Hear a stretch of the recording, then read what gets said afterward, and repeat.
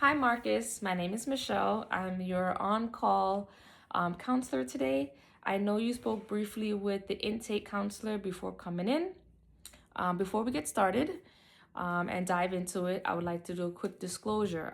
Do you understand the aspect of confidentiality in counseling? Yes, whatever it's said here, it stays here, doesn't leave here. Okay, good, good. What about if you plan to harm someone else, an elderly, a child, or yourself? Do you Eh, understand the procedures in that? Yes, if you're obligated to report if, things get too crazy. Okay, all right, good. All right. How are you feeling about being here today and right now? Honestly, I'm not sure. Before I came in here, I sat outside of my car for about an hour, because I don't usually do stuff like this. Okay, sounds like you're having a hard time with coming in and on a counseling session like this. No, I'm usually the one who handles all of my problems. I don't really like people in my business. I hear you. And even though it's not something that you're used to, you still came through the door today. What happened for you to sit in your car so long? What's going on? I'm not sure, to be honest. Everything just feels like it's falling apart with, work, my wife, my son.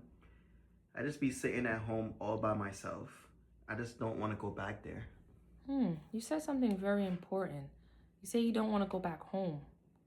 Where is this worry coming from? Even today, going straight home.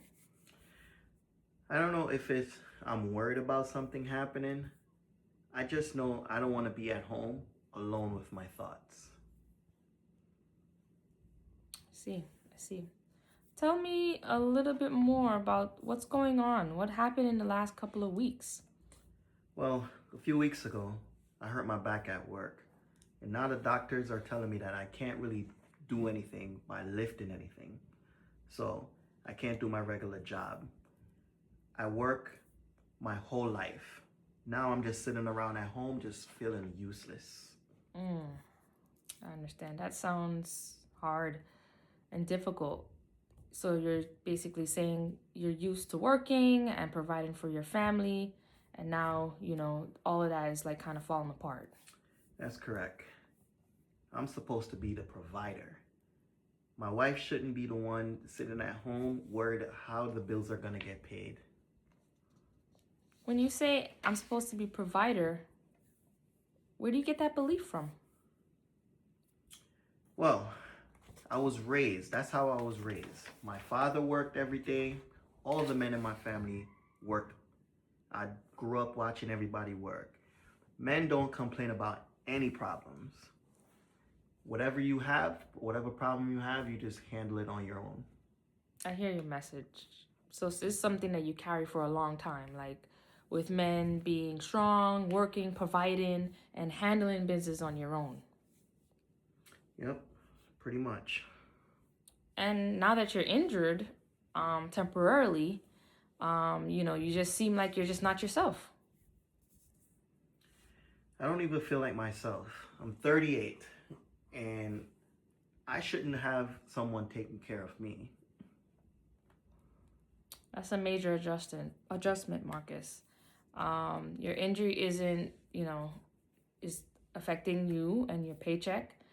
Is it affecting your independence and your role in being an adult? And I understand that could be difficult right now.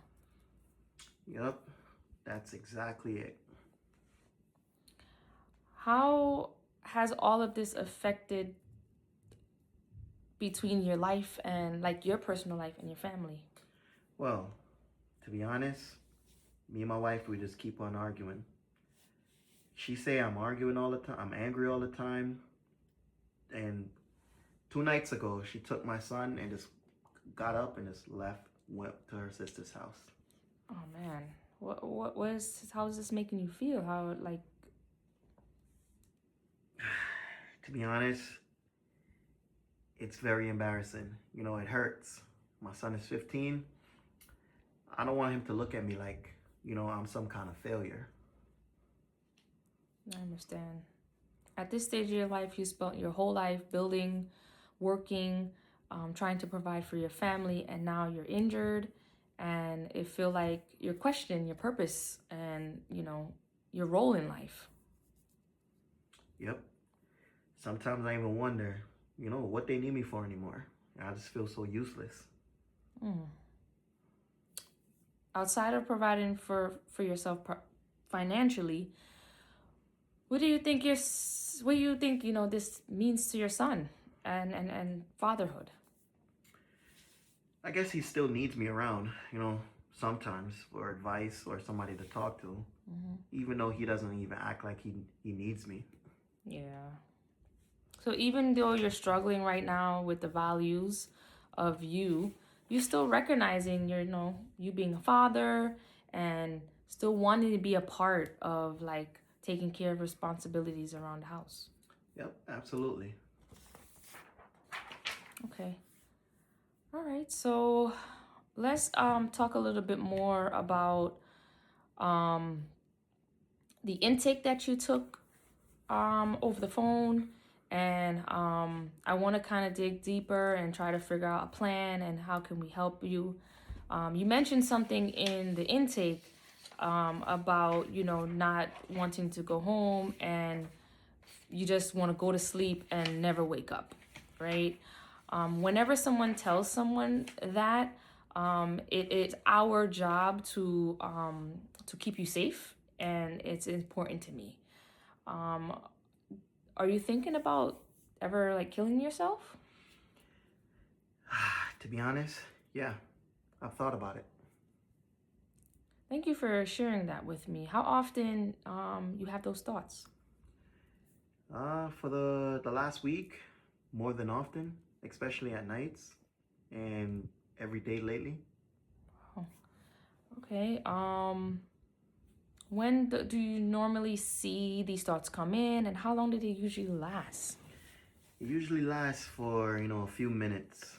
Over times, I would just sit down and think about everything, and it will go on for an hour, for hours. I mean, Are you having any thought right now of killing yourself? no, not like last night. But the thoughts are still there. Hmm. Have you thought about how would you kill yourself? Something simple. I mean, I have pills at home, so, I thought about taking a bunch of pills. Do you have medication at home that you consider taking? Yeah, I have a few painkillers from my back injury.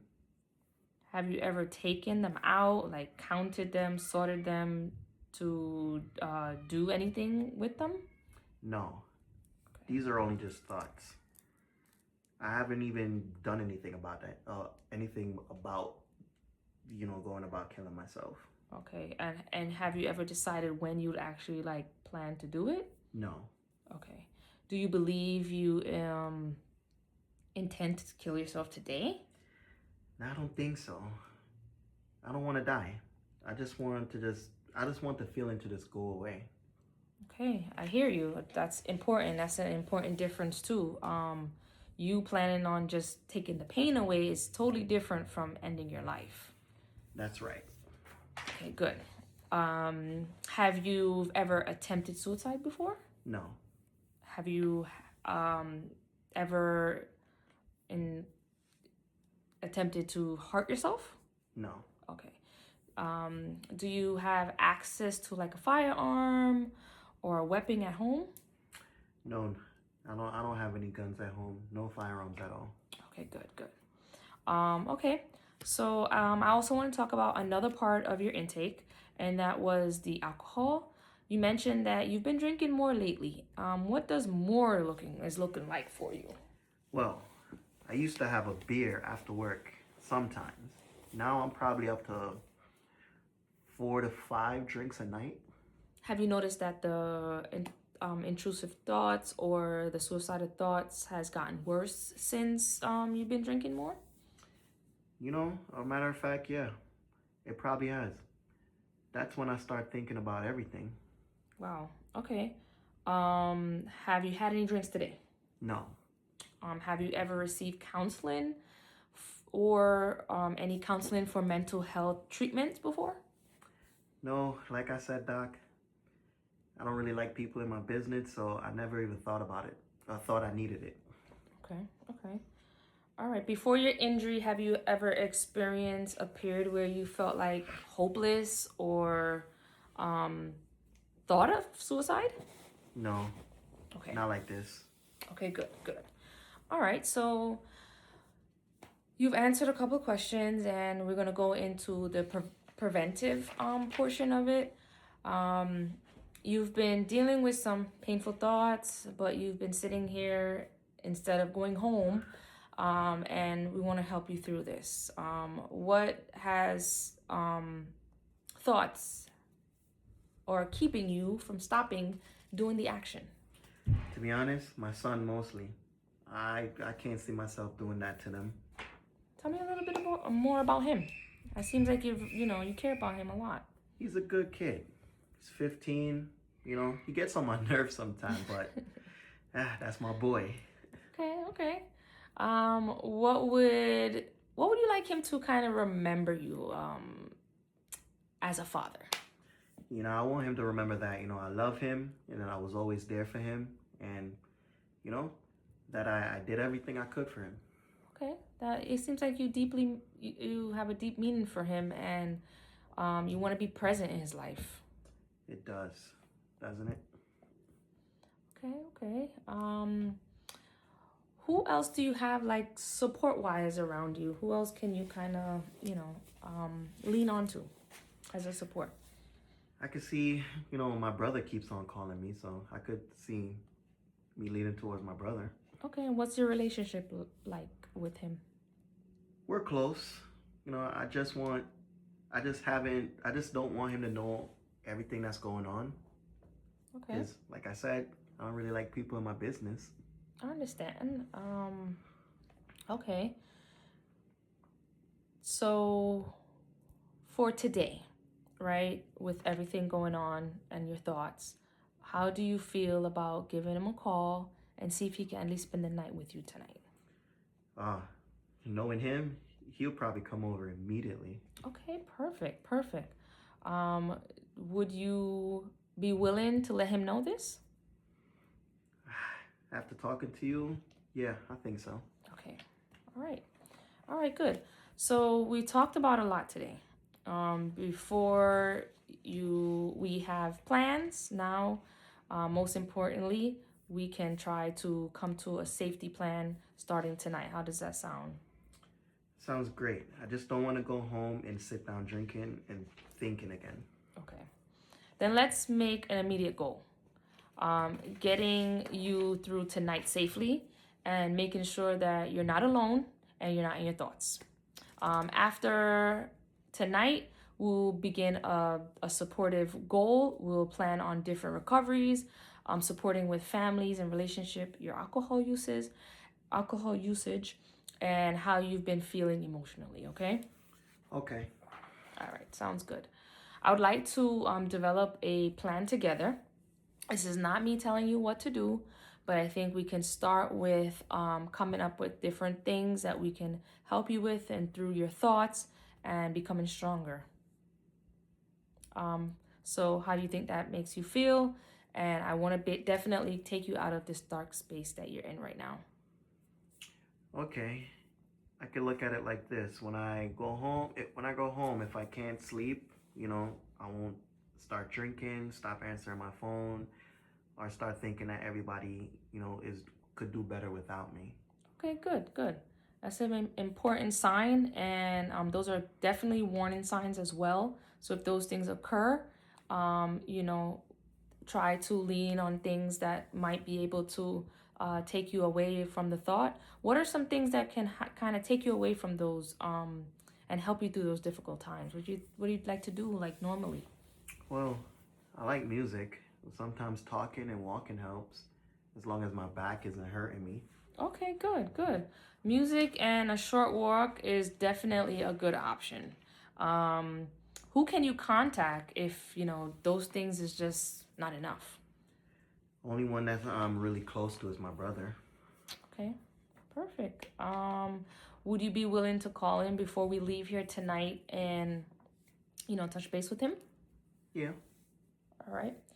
All right. So earlier you told me that, you have pain medications at home that you thought about using to hurt yourself. Before we kind of leave out today, I would like to see if you can have your brother, kind of gather those medications, put them up so that way you don't have to think about it or even direct yourself with those type of thoughts. Yeah, I could definitely do that. Okay, sounds good. What about alcohol tonight? I shouldn't drink. Okay, good. Yes, avoiding alcohol tonight is actually a good idea. It will help you from not having so much suicidal thoughts or increasing those thoughts. Okay. All right, and if the suicidal thoughts get stronger, right, or you feel like you want to intend to act, or you feel like you can't be safe, what do you do? Yeah, I think I'm gonna tell my brother, and I'm gonna let him know, and then I'll get help. Okay, all right, exactly. So we can also make sure that we leave with an appropriate crisis and emergency resources and align the follow-up if we need to and align care, okay? Okay. All right, Marcus. So this is, the closing of it, and I want to thank you for coming in. I want to also acknowledge something before we finish. You told me that you were handling your own you're used to handling your own problems and not talking about your business to others and keeping your business to yourself. But today you actually did something bigger and better, and you went outside of your comfort zone and you were able to come out the car and open up to me. And I'm so happy to hear that you are looking for support. Remember that getting support doesn't always mean you're not independent anymore, but you want to be able to support yourself and your family. So protect and to protect yourself and your family, I meant to say. So I'm just glad that you're here and you made the step to get help. You know what? I never thought of it like that. Okay. All right. I'm so happy that you have a change of mind. And before we leave, I just want to make sure that your plan, we can take your plan and make it realistic. If you can walk me through exactly what we're going to do today when you leave this office. So I think, after I leave here, I'm just going to go home, call my brother, ask him to come over. I'm definitely not going to drink tonight. I'm going to definitely tell him everything that's going on and try to have him, get rid of all of my medication. And if the bad thoughts come back again, instead of, keeping it to myself and if I don't feel like I'm safe, I'm just going to get emergency help. Good. I'm so happy to hear this. You have taken an important step by coming in today. And I want to thank you. I want to thank you for, choosing you and coming in today to get help. And we're going to have a plan and have some future goals in the future. All right. Thank you. You're welcome. This helped a lot. You're welcome. All right. Have a good night.